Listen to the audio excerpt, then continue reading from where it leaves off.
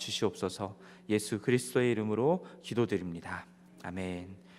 오늘 함께 볼 말씀은 로마서 12장 1절부터 8절까지입니다. 로마서 12장 1절부터 8절까지 말씀을 저희가 함께 교독하도록 하겠습니다. 그러므로 형제들아, 내가 하나님의 모든 자비하심으로 너희를 권하노니 너희 몸을 하나님이 기뻐하시는 거룩한 산 제물로 드리라. 이는 너희가 드릴 영적 예배니라. 이 세대를 본받지 말고 오직 마음을 새롭게 함으로 변화를 받아 하나님의 선하시고 기뻐하시고 온전하신 뜻이 무엇인지 분별하도록 하라. 내게 주신 은혜로 말미암아 너희 각 사람에게 말하노니 마땅히 생각할 그 이상의 생각을 품지 말고 오직 하나님께서 각 사람에게 나누어 주신 믿음의 분량대로 지혜롭게 생각하라. 한 몸에 많은 지체를 가졌으나 모든 지체가 같은 기능을 가진 것이 아니니 이와 같이 우리 많은 사람이 그리스도 안에서 한 몸이 되어 서로 지체가 되었느니라. 주신 은혜대로 받은 은사가 각각 다르니 혹 예언이면 믿음의 분수대로, 혹 섬기는 일이면 섬기는 일로, 혹 가르치는 자면 가르치는 일로, 혹 위로하는 자면 위로하는 일로, 구제하는 자는 성실함으로, 다스리는 자는 부지런함으로, 긍휼을 베푸는 자는 즐거움으로 할 것이니라. 아멘. 자, 오늘 본문은 그러므로라는 단어로 시작을 하죠. 인과관계로 앞의 내용과 뒤의 내용을 연결짓는 접속사입니다. 자, 1장부터 11장까지 해서 했던 말씀이 원인이 되는 것이고요. 그리고 12장 이후에 나오는 내용들이 결과가 된다라는 것입니다. 그렇다면 1장부터 11장까지의 내용들이 무엇이었는지 우리가 살펴보는 것이 필요하겠죠. 바울은 1장부터 3장까지 해서 유대인이나 이방인이나 인간이면 모두 다 죄인이다라는 사실을 선언합니다. 자, 그러한 죄 아래에 있는 인간은 율법의 행위로는 절대로 의로워질 수 없고요, 하나님의 영광에 이룰 수 없는 상태에 있습니다. 그래서 3장 후반부터 4장까지 해서 율법으로는 죄인됨을 깨달을 뿐이지 우리를 의롭게 할 수는 없다라고 말씀하고요, 그러한 우리를 위해서 하나님이 예수 그리스도의 피로써 믿음으로 말미암는 화목제물로 삼으셨고요, 그 예수 그리스도를 믿는 믿음으로 영접하는 모든 자들을 하나님께서 의롭다 여겨주신다라는 것을 말씀합니다. 그리고 5장에 들어서면서는 그렇게 예수 그리스도를 믿음으로 의롭다 하심을 받은 자들은 하나님과 화평한 관계를 맺게 됐다라는 것이죠. 그래서 6장에 들어서서 죄에 대하여는 죽었고 하나님에 대하여는 살았다라고 말씀하고요, 그러한 그리스도인들은 더 이상 법 아래 있지 아니하고 은혜 아래 있기 때문에 죄의 지배로부터 해방되어 의에게 종이 되어 살아가는 자들이 되었음을 선언합니다.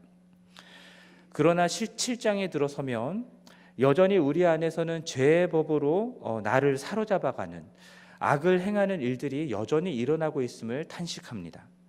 그러나 8장에서 예수 그리스도 안에 있는 생명의 성령의 법이 우리를 죄와 사망의 법에서 해방하였다 선언하고요, 그렇기 때문에 우리는 더 이상 육신으로 살아가는 자들이 아니라 영으로 성령의 인도하심을 따라 살아가는 자들이 되었음을 말씀합니다. 그러한 우리를 이 세상에 있는 그 무엇으로도 하나님의 사랑에서 끊을 수 없다라는 것으로 8장을 마무리하죠. 그러면서 9장부터 11장까지 해서는 이스라엘 사람들의 구원에 대해서 말씀합니다. 곧 예수 그리스도를 믿는 하나님이 은혜로 택하신 남은 자들이 구원을 받는다라는 것, 그리고 이방인의 충만한 수가 들어올 때까지 이스라엘의 덫은 우둔하게 두셨다라고 하는 하나님의 신비에 대한 이야기를 하고요, 그리고 이 모든 구원에 대한 하나님의 지혜와 지식이 얼마나 풍성한지 얼마나 깊고 놀라운지를 찬양하는 내용으로 11장을 마치게 됩니다. 그러면서 이제 12장에 들어오면서 그러므로를 말씀하고 있는 것이죠. 그래서 12장부터 바울은 예수 그리스도를 믿어 의롭다함을 받은 구원을 받지 못한 자, 그 구원을 받지 못한 자, 성령의 인도하심을 받지 못하는 자들은 절대로 이해할 수도 없고 행할 수도 없는 삶을 실천하라라는 말씀을 합니다. 즉 자신의 죄인됨을 깨닫고 하나님의 주권적인 은혜로 택함을 받아 예수 그리스도를 믿어 의롭다함을 얻게 되고 죄가 아닌 성령의 인도하심을 따라 살아가며 그 무엇으로도 끊을 수 없는 하나님의 사랑에 붙들려 있는 그리스도인들, 그 그리스도인들은 마땅히 이러한 삶을 살아야 된다라는 것을 12장 이후부터 말씀하고 있는 것입니다.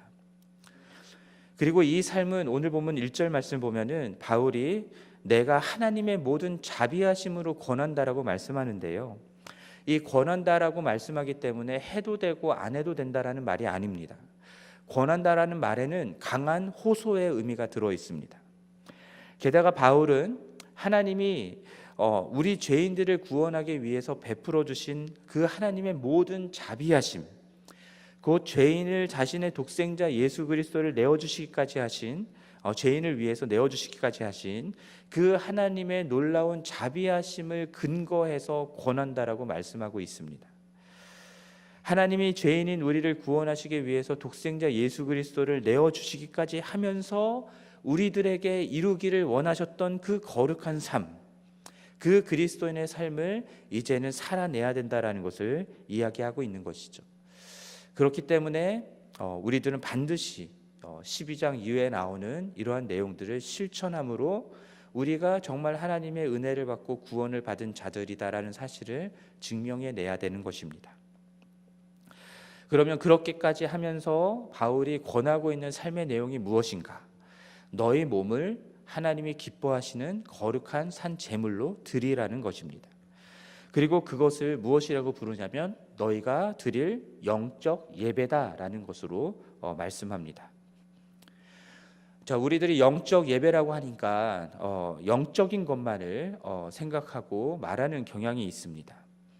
그리고 때로 기독교인들이 우리들이 이야기하는 것들을 들어보면은 성경을 해석할 때도 그렇고 우리들 삶에 일어나는 여러 가지 것들을 얘기할 때도 그렇고 영적이다라는 것으로 해석하거나 이야기할 때가 많은데요. 주의해야 합니다. 왜냐하면 우리는 영혼만 있는 사람들이 아니잖아요. 우리는 몸을 가진 사람들입니다. 그러므로 영혼, 육 전체를 아우르는 전인적인 존재로 우리들 이해해야 하는 것이죠. 그러므로 하나님이 기뻐하시는 거룩한 산 제물로 우리의 몸을 드린다라고 할 때는요, 이것이 단순히 영적인 예배다라는 것이 아니라 우리의 몸, 실체가 있는 함께하는 그러한 삶, 그러한 예배를 드려야 된다라는 것으로 우리가 이해해야 합니다. 그래서 여러분 갖고 계신 성경을 한번 보십시오. 영적 예배다라고 하는 그 단어 앞에 각주가 달려 있습니다.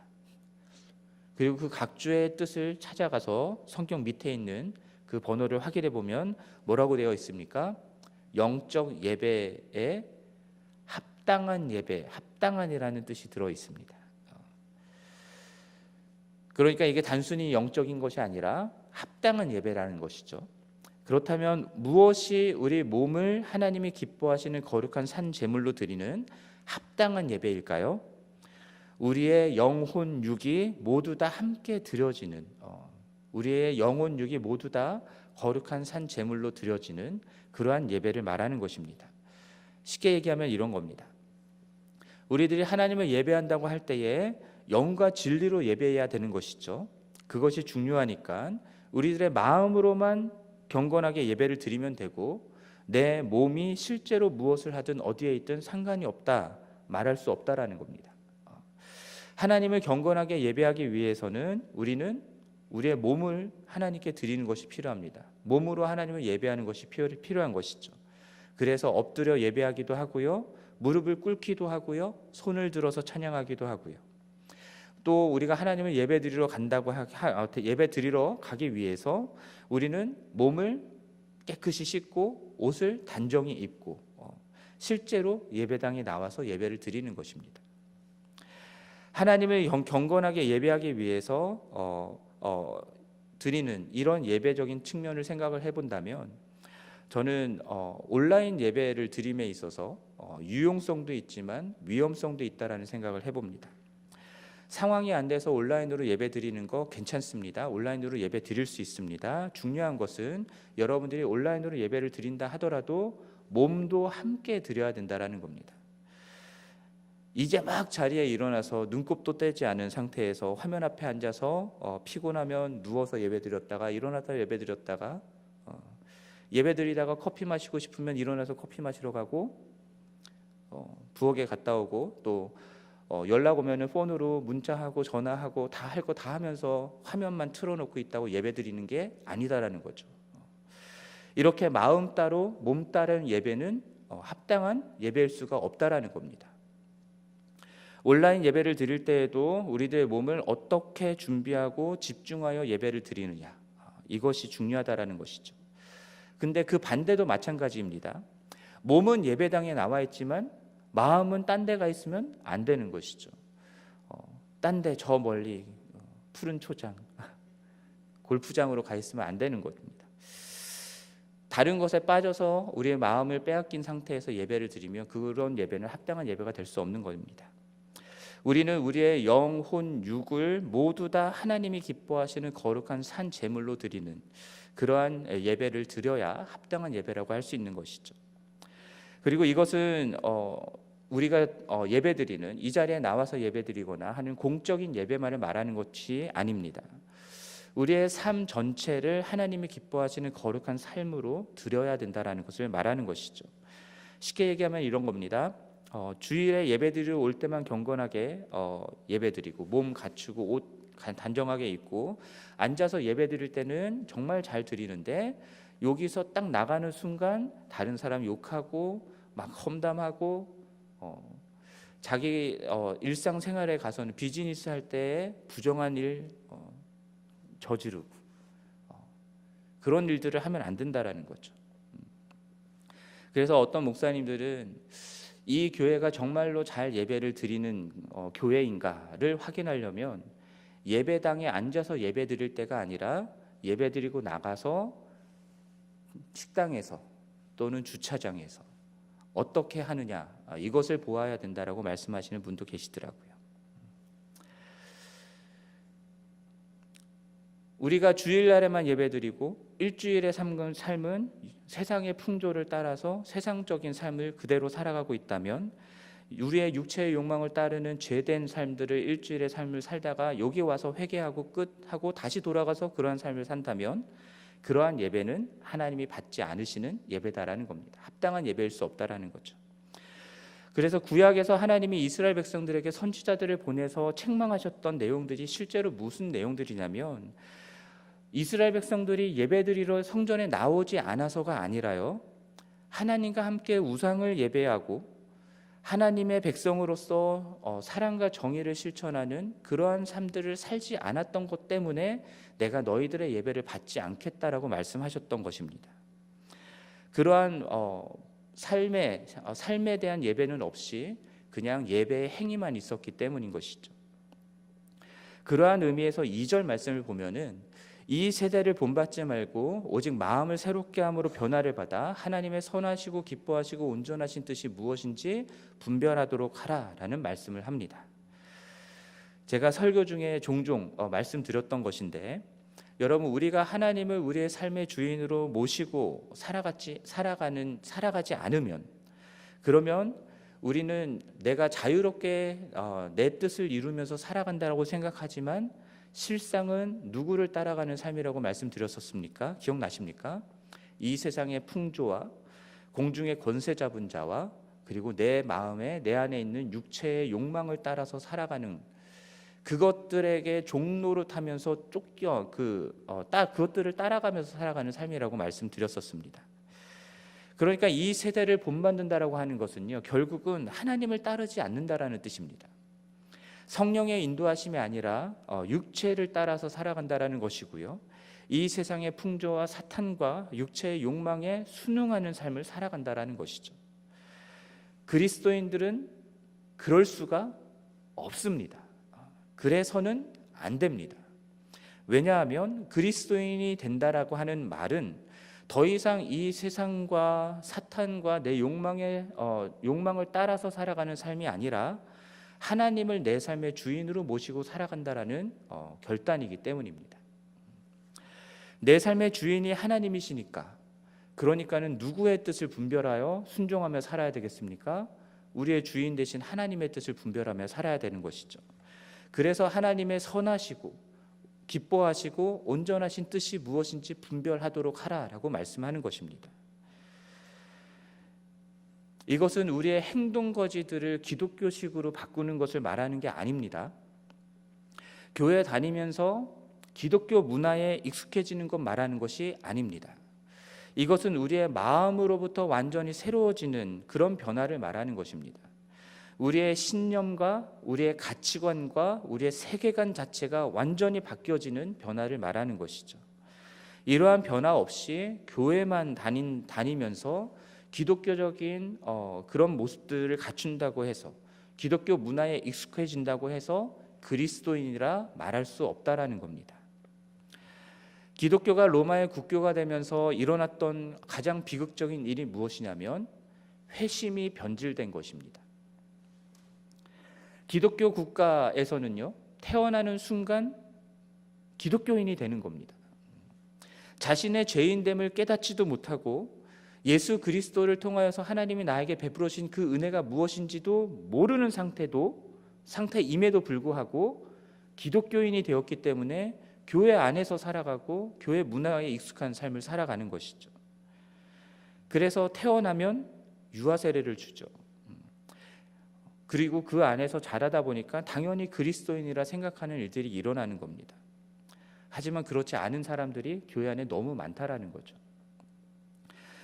어떤 사람들은 사람들 만나러 교회에 들어왔고 사람들이 좋아서 교회 활동들 열심히 하다 보니까 어느새 교회에서 직분도 줍니다. 집사라고 불러주기도 하고, 그러면서 더 연수가 많아지다 보니까 교회에서 중직자가 되는 것이죠. 그런 분들 중에서도 정작 복음이 무엇인지 제대로 들어보지 못한 분들도 계시고요, 예수 그리스도가 누구인지 본인의 입으로 분명하게 고백하지 못하는 분들도 있습니다. 그렇게 분명한 회심이 없는 분들은 오늘 본문에 나오는 것처럼 절대로 하나님의 선하시고 기뻐하시고 온전하신 뜻이 무엇인지를 분별할 수가 없습니다. 왜냐하면 그 안에는 성령 하나님이 계시지 않으니까요. 성령 하나님이 계시지 않는 사람들은 절대로 하나님의 뜻을 알 수가 없습니다. 그러니 그렇게 회심이 분명하지 않은 분들이 교회 안에 많으면 많을수록, 그러한 분들이 교회에 오래 다녔다고 교회에서 중요한 직분들을 맡게 되면 맡게 될수록 교회는 어떻게 되겠습니까?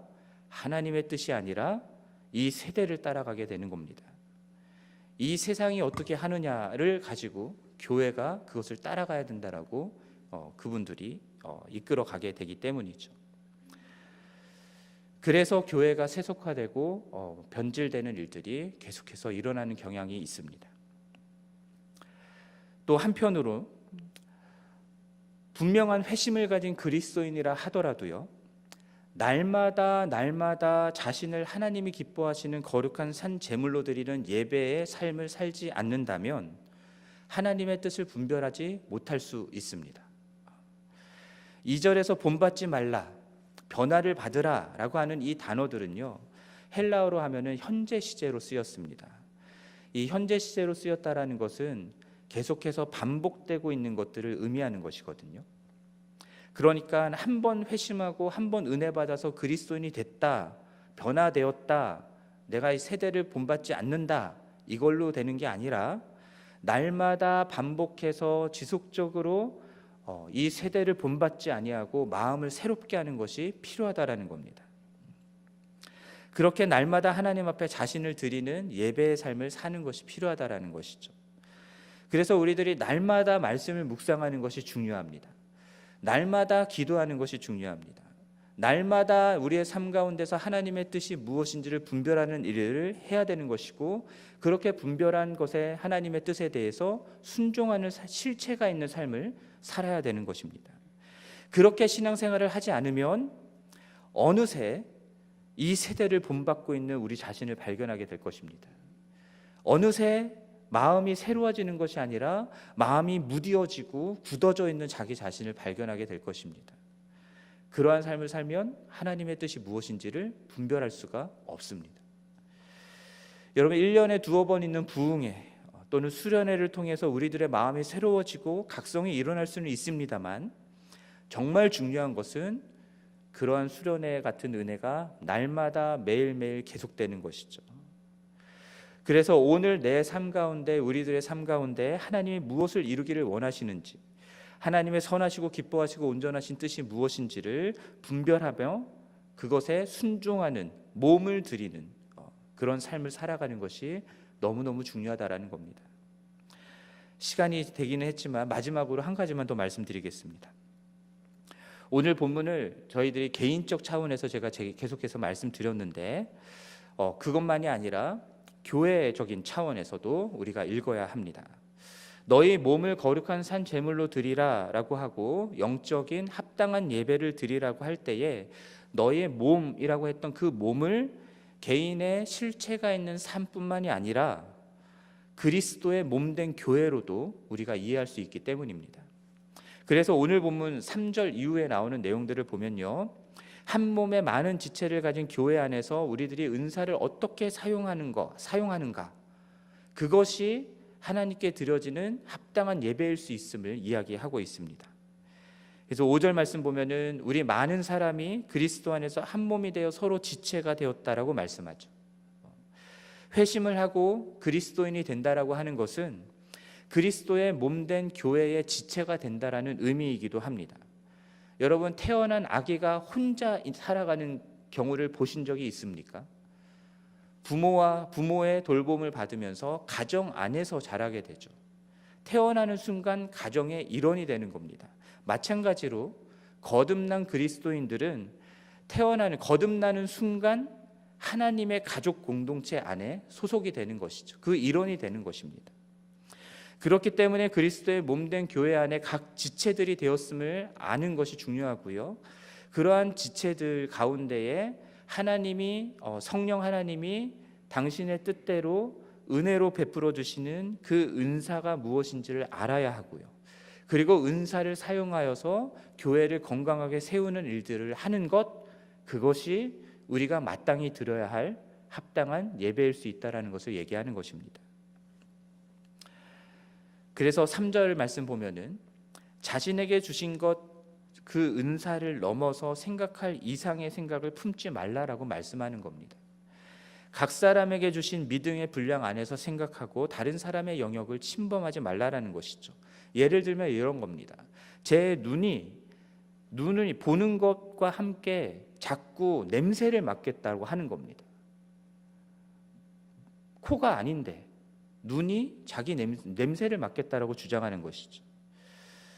마찬가지 그런 것처럼 교회 안에 각 지체들은 하나님께서 주신 각 은사들을 가지고 있는데 그 은사 안에서 생각하고 그 은사 안에서 잘 사용하면 되는 것인데, 자기 은사를 넘어서서 다른 사람들을 판단하고 정죄하고 너는 은사가 왜 그러냐, 너는 못한다, 정죄하는 일들이 일어난다라는 것이죠.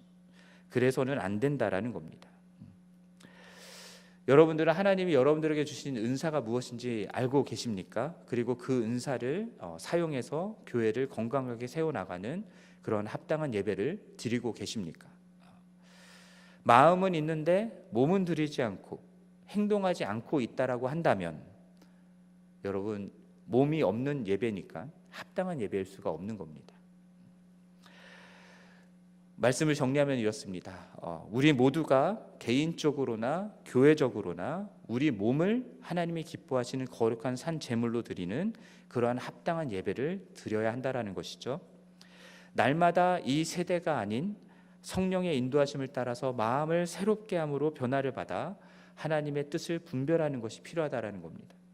그래서 하나님의 그 분별한 뜻에 순종하는 것을 통해서, 그리고 몸된 교회를 주신 은사를 따라서 건강하게 세워나가는 것을 통해서 하나님을 영화롭게 하는 그런 교회가 되는 것이, 그것이 하나님이 받으실 합당한 예배가 된다라는 것, 이것을 기억하시고 이것에 순종하는 우리 모두가 되기를 주님의 이름으로 간절히 축원합니다. 함께 기도하겠습니다.